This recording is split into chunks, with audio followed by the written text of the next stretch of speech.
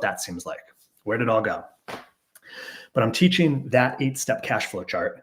And one of the docs in the room comes up and asks me a question. And this is the doc, Dr. Brock. He's in South Florida. He started Patient Mastery at $25,000 a month. Now he does over $100,000 a month, all cash regularly. And he helps and teaches inside of Patient Mastery. And he goes, Josh, I've got this awesome financial advisor. He's a certified financial advisor, CPA, accountant, and attorney. It is very rare to find those 3 credentials all in the same person. So super smart person, and does the typical financial advisor wealth management strategy, which is you invest your money with them. You don't have to think about anything. They expertly and smartly invest it, and they take 1%. So I'm going to show you what that looks like. Now,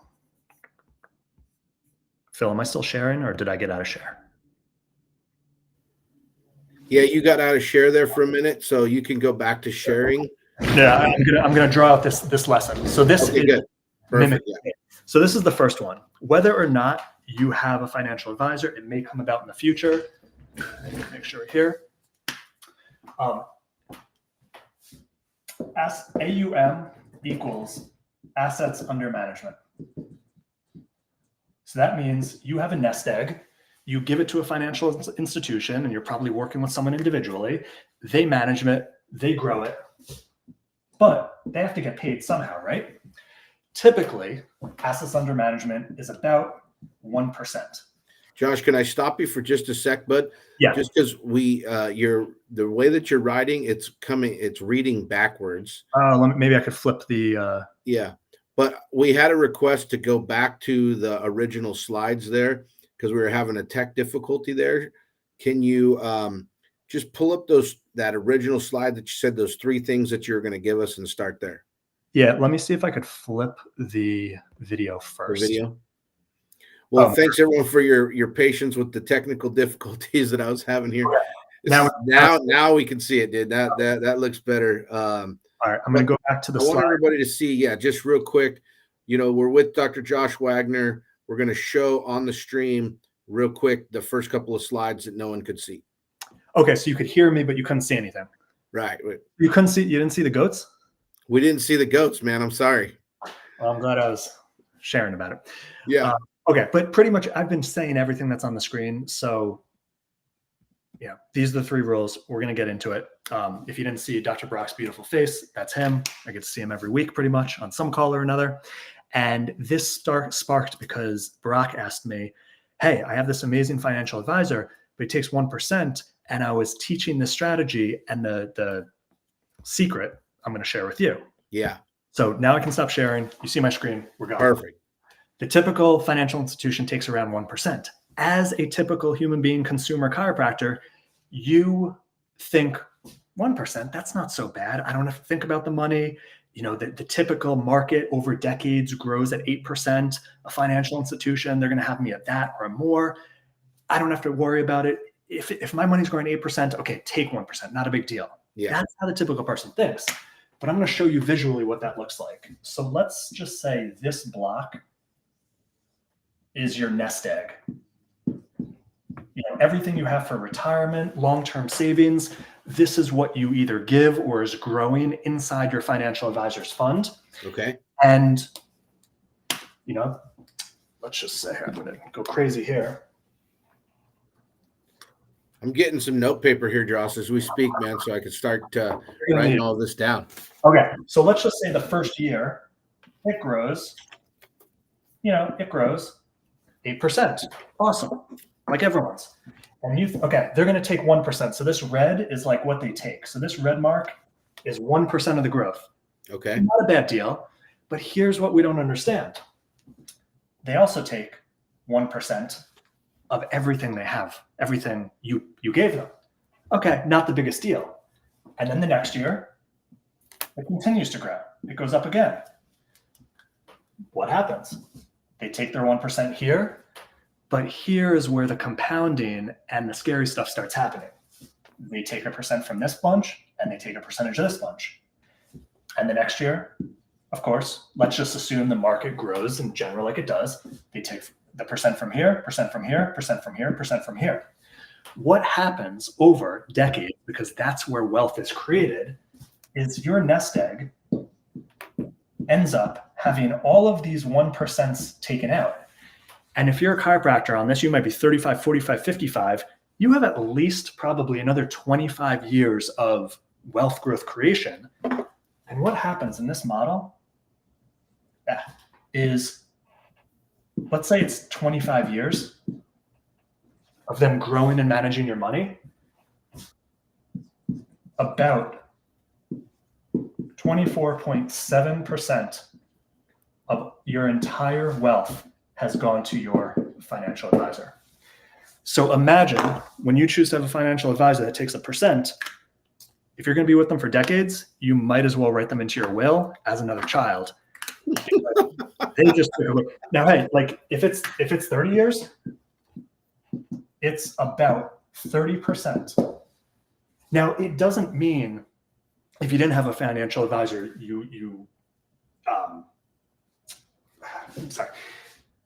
it doesn't mean your money isn't also growing. It's growing.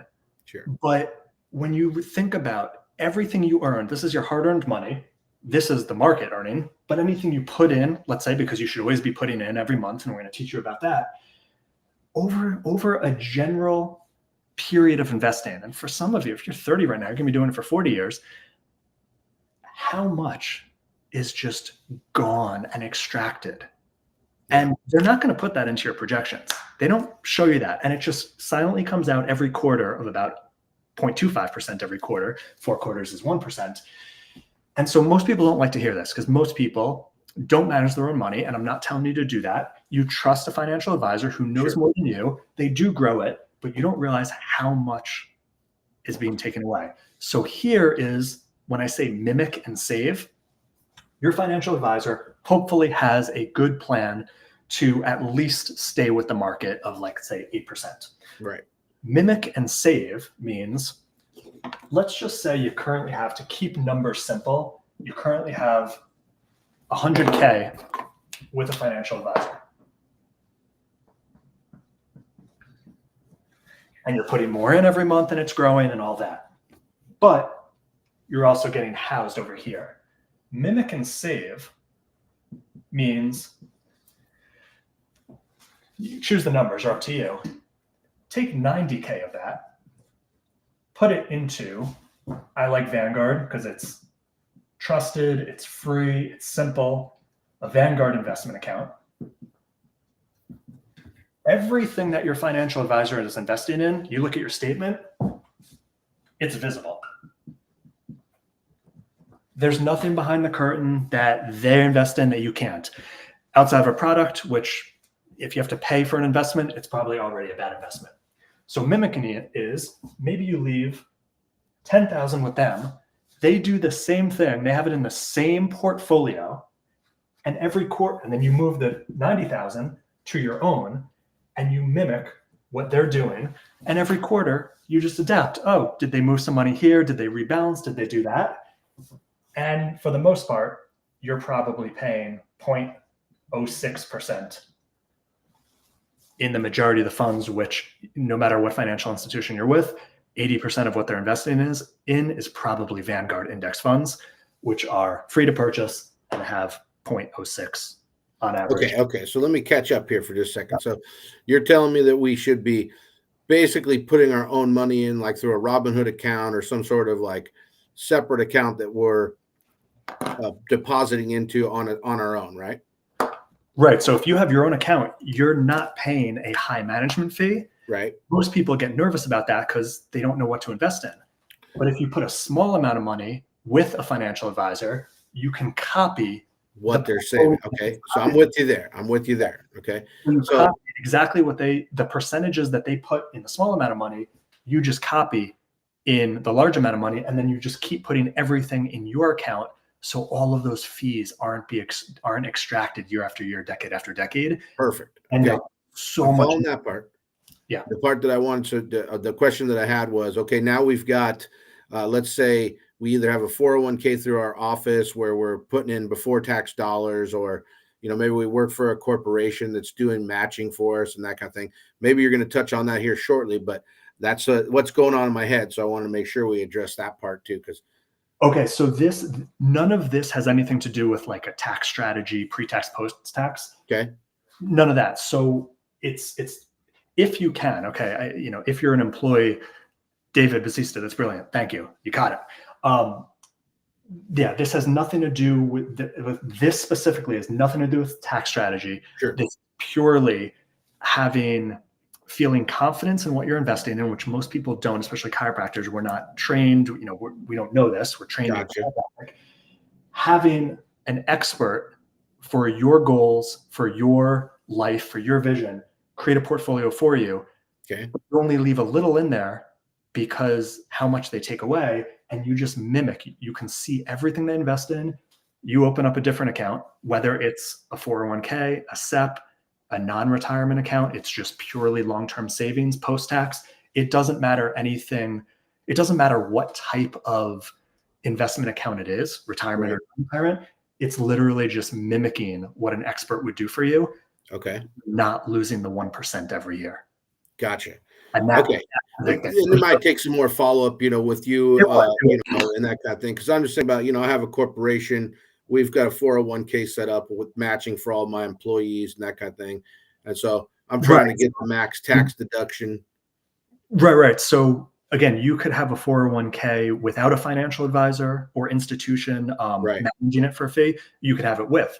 The first thing everyone should do here is if you have your money invested in an institution where you do have like active management, you have a guy or a girl that, is your rep. Right. Find out what the percentage is. Now, some financial advisors just do a flat fixed fee, like it's $6,000 a year. That's not so bad. And it's usually better than the 1%. Than the 1%. But if you're paying a percentage, hey, it might be 0.8, a lot of them, because there's competition in the market now, or going down. But man, 20, 30 years ago, 1.5% was normal. So you gotta find out what yours are. And even if it's 0.8, over 25 years, that's probably going to be a lot of money. 18 of everything that it would have been.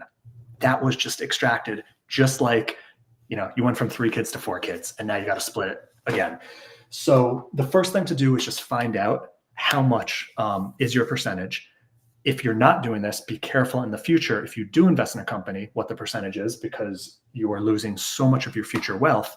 And, you can explore. Yes, this takes a little bit of savviness, but essentially it's the concept, not the execution. That's gotcha. Yeah. Okay, cool. Love the concept, man, by the way. Brilliant idea, like Dave Batista said.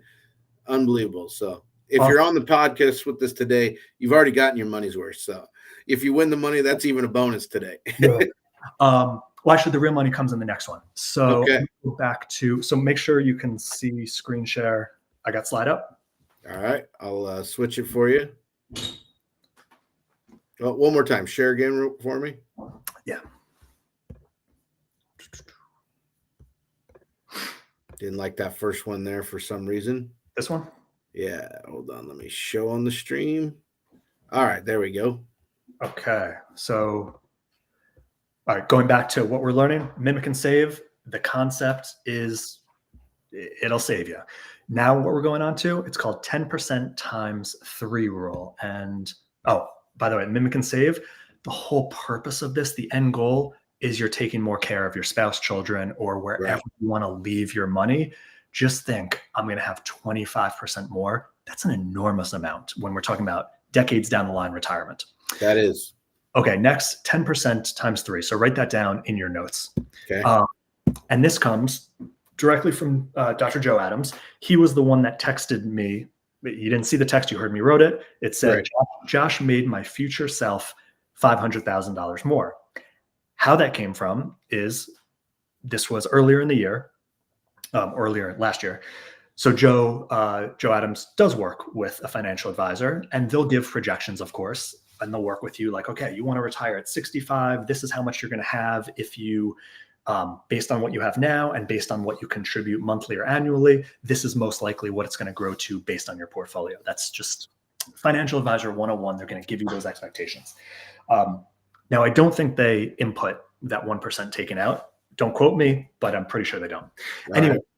when I taught Joe this rule and he started doing it, his financial advisor just clicked the button to redo the algorithm to see what the projection was. And instead of it being a projected 6 million that he will be able to accumulate at retirement, it was 6.5 million.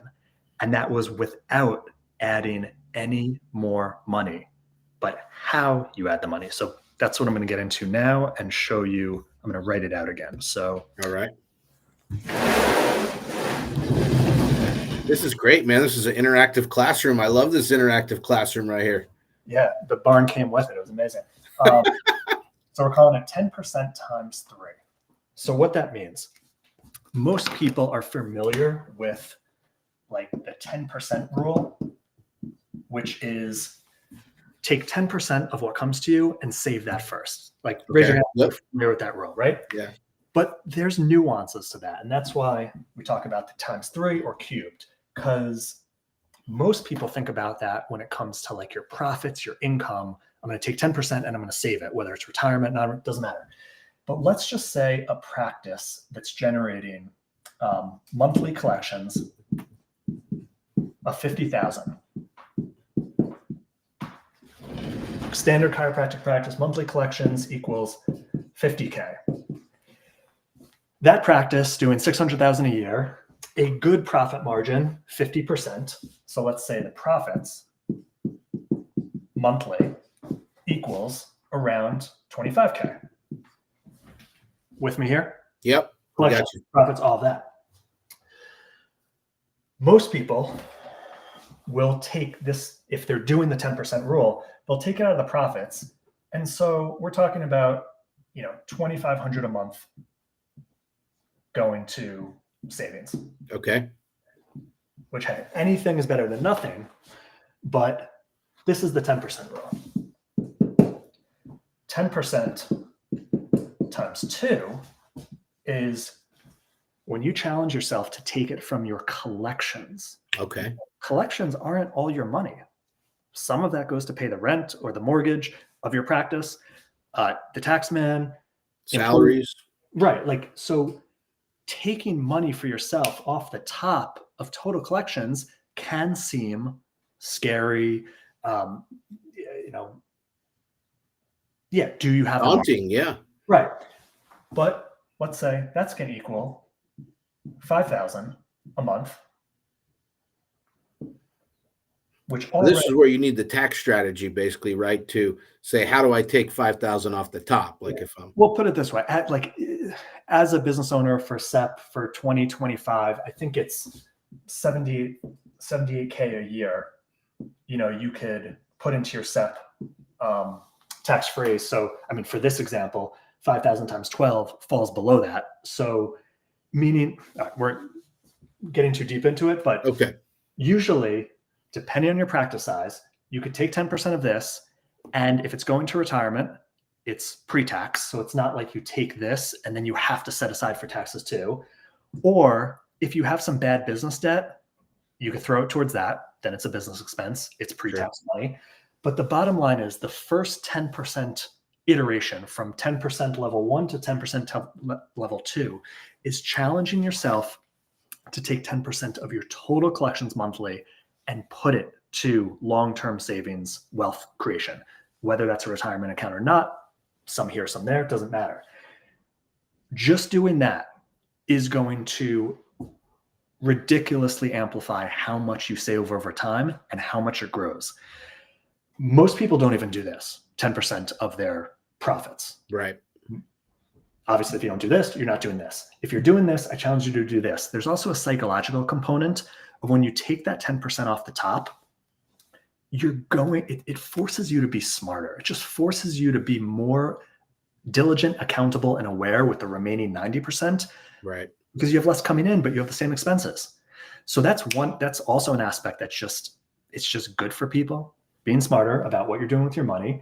And often also because of, I'll call it a deserving belief or a money set point, if you're taking 10% away from the top, oftentimes you will grow into it quicker as the months come. Gotcha. It's just a growth strategy. But that's not even the secret, because hopefully some of you already do 10% off the collections. 10% times 3 is this. Let's say this is a timeline. And we've got weeks. So these are weeks. 1, 2, 3, 4, 5, and this is a month. This is 1 month. Okay. Most of us, month finishes, we figure out our collections, and we, let's say, put 10%, we invest at the end of the month. That's what this is. That's what this is. 10% times 3, the next level of 10% is when every week, so week 1, 2, 3, 4, 5 of the month, you're throwing 10, and can you see this down here? Yeah. You're throwing 10% after week 1. Now it's only of the previous 7 days. Week 2, you're doing 10% of the previous 7 days. Week 3, you're doing 10%. So it's not 30%, it's not 40, it's not 50%. It's still the same amount of money at the end of the month. So let's say for a $50,000 month, let's just say it's $10,000 a month. Right. 10,000 a week, 5-week month, 50,000. 10%, that would be 1K here, 1K here, 1K here, 1K here, 1K here. That's the same 5K as doing 5K here, right? Right. Cool. This here, doing it weekly, is what generated Joe Adams a couple decades in the future another $500,000 in retirement maturity. No more per month, just doing it weekly instead of at the end of the month. Because you're getting the compounding strategy ahead of time. Exactly, because this plus like this, you're getting 4 weeks of compounding, and then the next 40 years. This, you're getting 3 more weeks. This, you're getting 2 more weeks. This, you're getting 1 more week. This is the same. Right. Just that every single month. When you're talking about years and decades, again, which is the wealth game, it's not pick the right week. Yeah. So 10% times 3 is take 10% of your collections from the past 7 days. So I do it every Monday, 3:00. I have it in my calendar, and I go in, and it's not hard in the business checking. A lot of people, you can have this automated with your bank. Yeah. I'm a manual type of guy. I like to, I'm adding up a few numbers because credit cards get batched. I don't really deal with checks, but essentially it shouldn't be that difficult. Right. You just go in, set a time, and every week do 10% of the last 7 days. The amount of compounding that will occur is insane over decades, and 10% over a week isn't as heavy or big or scary compared to 10% over the entire month. Yeah, that's true. A lot of docs, how you manage your money, you don't even have the money left at the end of the month.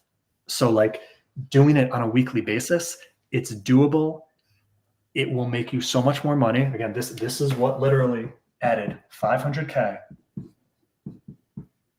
to Joe Adams' retirement. Same savings a month, just the schedule was different. Yeah, that's a great idea, man. Like I said, I'm getting comments in the chat here already about that too. That great idea. These are some brilliant concepts. So yeah. So that is, I'm going to go back to screen share. Okay. That is. We got point number 3 coming up, right? Correct. We just did 2. Let me know you can see the screen.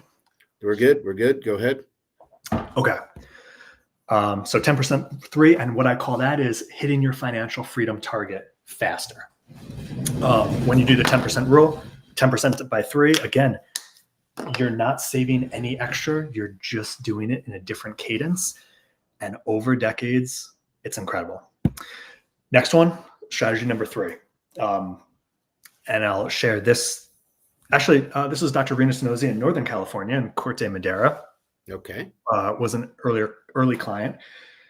Single mom, 2 kids, middle school, making $18,000 a month total collections. Now, Northern California, Marin County, 2 kids, single mom, That's not cutting it. Like, that's scary. It's, I don't have a future retirement plan. Didn't, did a lot of coaching, didn't like hard sales, didn't like feeling salesy, not her game. Literally within the first 30 days, that jumped up from 18 to about 30. A year later, that went from 18 to 50. So more than doubled, 18 to 50. Currently, she's doing well over $1 million a year. But just like I said in one of the other slides, it's not just about the money. It wasn't about adding unnecessary services or billing insurance more. Dr. Wagner made me love being a chiropractor again. And that's what I love contributing to the profession, is helping good docs love going into practice, getting paid what you're worth, getting paid what you deserve for helping people get back to their life. I say it all the time. When you're helping people get back to their life, which is what you're doing as a chiropractor, you deserve to have an amazing life yourself. Yep. And she's just a shining example. And there's a great video of her on my website at patientmastery.com of her sharing. It's a case study for like 20 minutes of her sharing everything she did and what she changed. But this third strategy is called outrunning overhead. And you're going to want to draw this out on your sheet, and I'm going to keep it on the slides. It's just easier than writing it out. All right. So this is something you're going to do monthly. It's kind of a challenge and a game we do inside the Patient Mastery community monthly to spur better profits and just making more money. So draw out a triangle. The bottom left, put a 1, top, put a 15, bottom right, 30. What do you think those numbers stand for? Middle of the month and the end of the month? Exactly. Okay. So this is just going to be a visual representation, because I find you'll understand the concept more when you see it rather than just hear me speak about it. So this arrow shows what we're talking about is, you hopefully know what your average monthly overhead is. I get it. Some months have 3 payrolls and some have 2. Let's go on a 2 payroll month, because that's just more the norm. But outside of you buying a new piece of equipment or trying out like a big marketing spend, you should have a good estimate of what your average monthly overhead is. How soon in the month do you collect that same amount? So you've hypothetically, essentially paid your overhead, and then the rest of the month is all profit.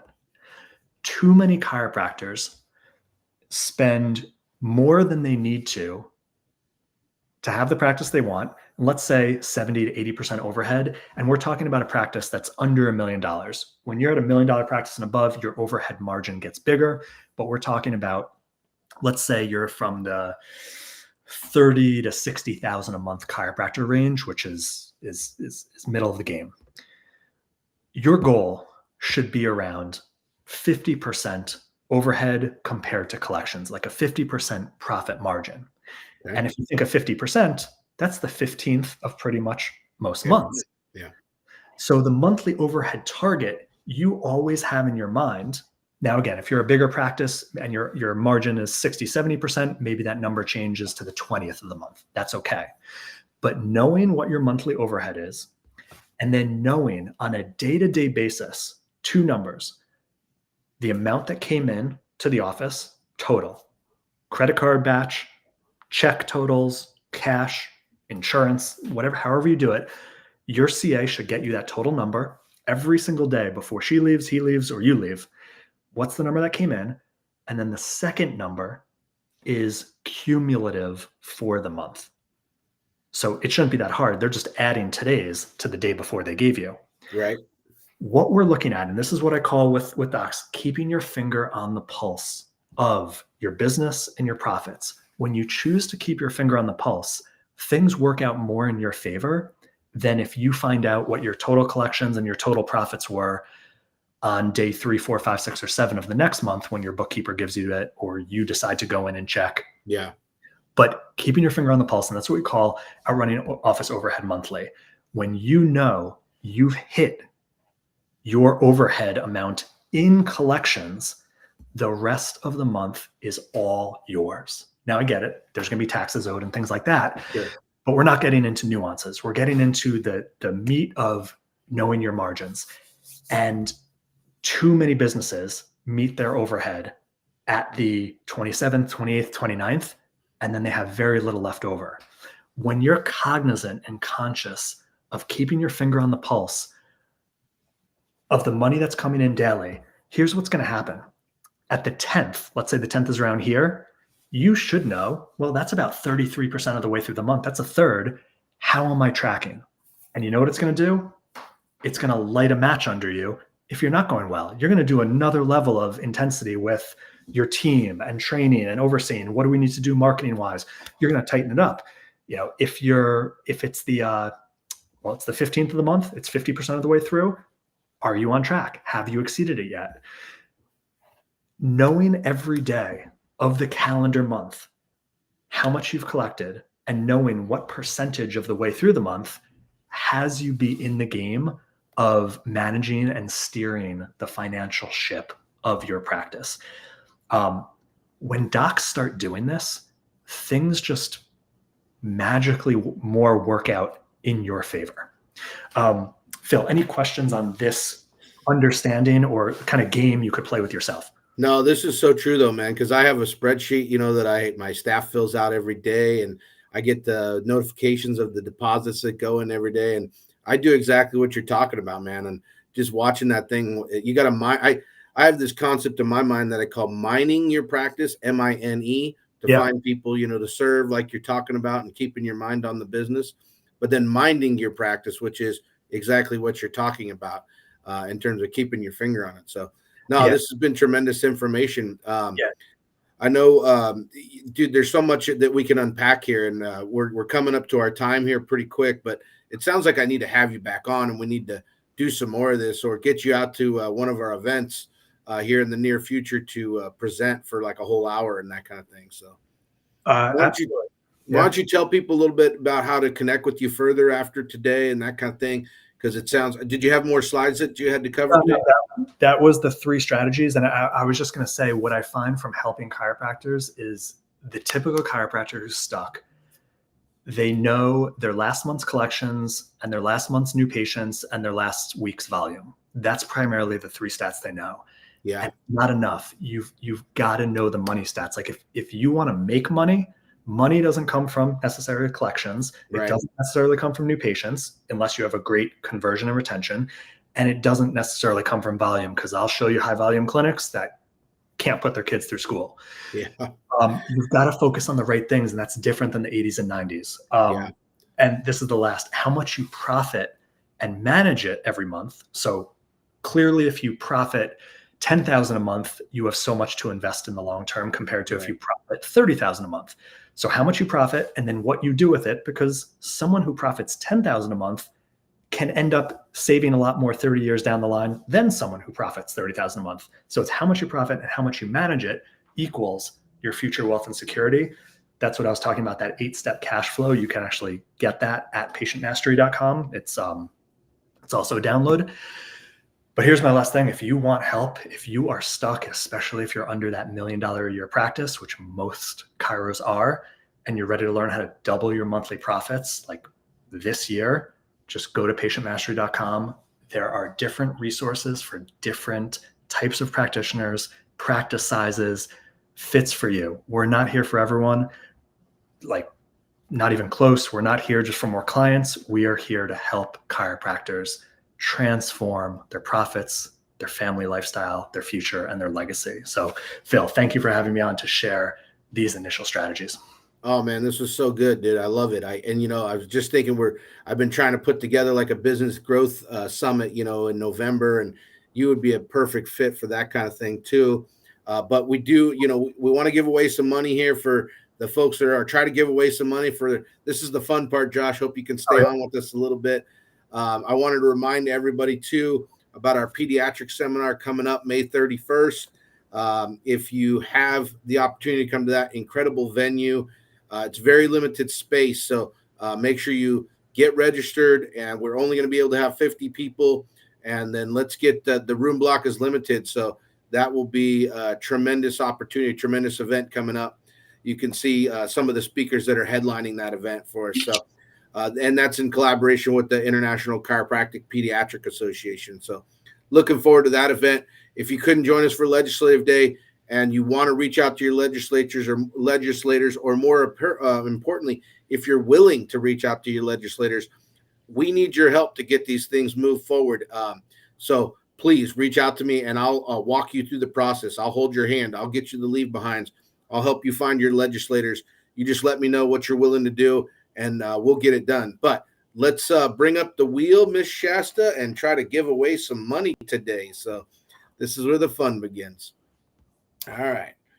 Let's see. So reminder, just to win the money today, you got to be on the stream. You have to have your name randomized by the randomizer, and you have to say, I'm here in the chat within the 30-second window.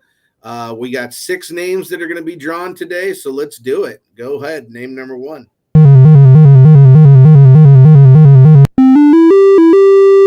Karen Montalbano. Karen Montalbano, you're our first winner today. Let's see if you are here with us today to win the money. This is it's a cool idea, Josh, that we've been working on for a while to get people on the broadcast and kind of see what we're doing and all the events that we have going on. Really keep people informed about what's happening, and I feel like it's been a lot of fun. You can always ask our members. And then trying to bring in people like yourself that have amazing content. That was 30 seconds. I didn't see Karen chime in on the chat. I know there's a little bit of a delay, so I always wait till we pull the next name. And then I always need help keeping track of the names too. That's one of the other things that gets fun with this. So let's do name number 2. Let's name number 2.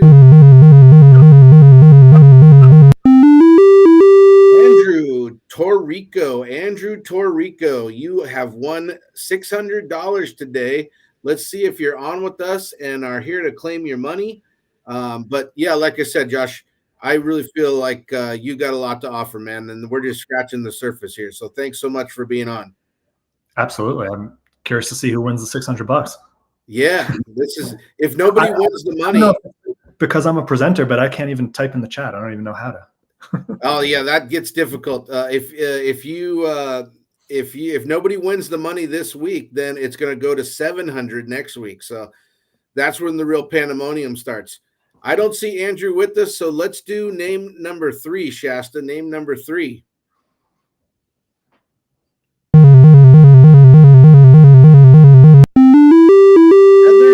Oh my gosh, this is the second time she's won. I don't know if she's on here. Her name. This is the second time her name's been drawn since we've been doing this over the last 9 months or so. So it is possible for people to win some money multiple times. So there you go. Every time it's randomized, you can always win. That's name number 3. Josh, tell us real quick, where can people see you? Where are you going to be presenting next? My own seminar in Dallas, end of June. That's still 3.5 months away. Okay, cool. But yeah, go to, I was trying to type it in the chat, patientmastery.com. If you want to download a free copy of my book, if you want to get the 8-step cash flow, if you want help on how to double collections, better retention, patientmastery.com, just choose your resource that's right for you. Every chiropractor is in a different place. But we'll show you how to. Well, we just put it in the chat for you. Miss Shasta took care of that. Let's do name number 4 today. Let's do name number 4. Lamont Lomaru. That is a fancy name right there. That's name number 4. I saw one of my students, Matthew Chiro, on there, and oh man, that would have been tremendous if one of my students could have won. We had so many. It was such a great day last Tuesday. We had up at the Capitol. That is, Lamont is a sponsor. See, even sponsors can win. That's cool. But great. I teach at Life West also. That's probably what we should do next, Josh. I'm going to have you put together something for my students at Life West because they need to hear these kind of concepts earlier than later. So I didn't see Lamont chime in. So let's do name number 5, Tiffany.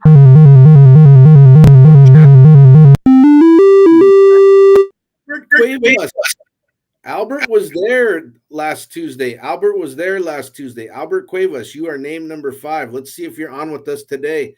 But it was a great moment. I had at least 30 of 20 or 30 of my students over the years. I've been teaching at Life West now for the better part of 11 years. And that was super cool to be able to have all of those former students with me and current students. So thank you to everyone that showed up on Tuesday to help us lobby and advocate. That was really cool. But we still got a lot of work to do.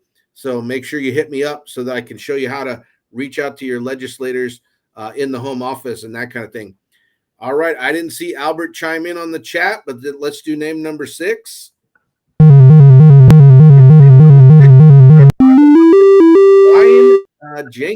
Brian Jenkins, you are our 6th winner today.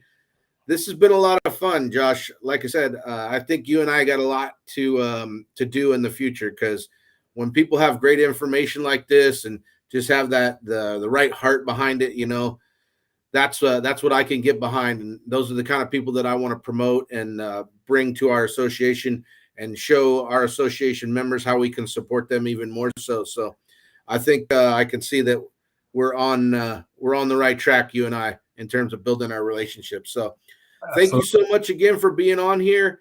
Make sure you guys join us next week. We'll try to give away $700 next week. So we will see you guys then. And thanks again, Josh. Take care. Take care, everyone.